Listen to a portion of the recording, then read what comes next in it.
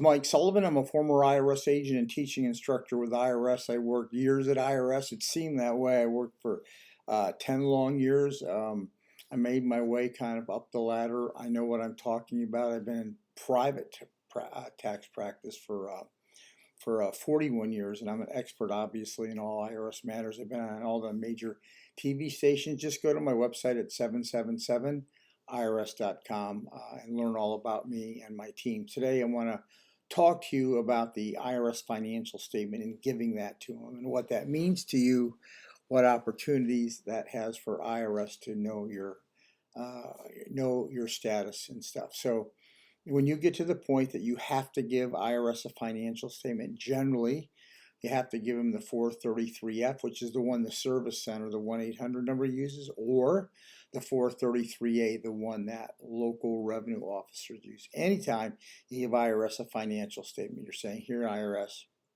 here's where you can collect the money from me.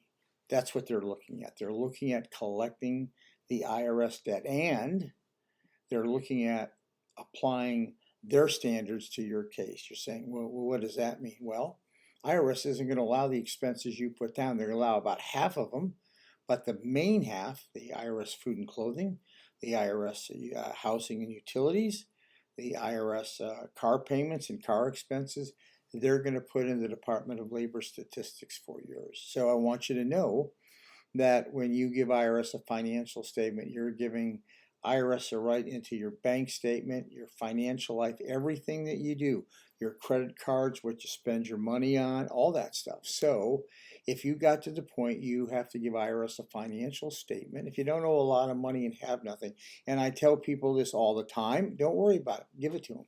However, if you owe more sizable debt, you have some assets, you have a higher income, don't give IRS that financial statement without talking honestly to a former agent or someone, because we know exactly what IRS is going to go ahead and do, how they're going to treat that, and there may be a way to polish some of that stiff stuff off that looks better. So I'm just giving you a warning. You don't have to call me. I'm just telling you.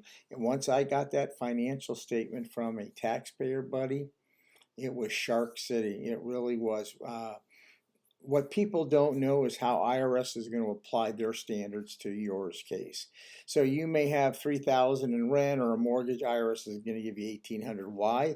The Department of Labor says so. So if you want to find where those are, go to the IRS National Standard Program and you'll find out all those. If you need me, some of you do, some of you don't. I answer my own phone right here. Give me a call. I have a whole team of former agents.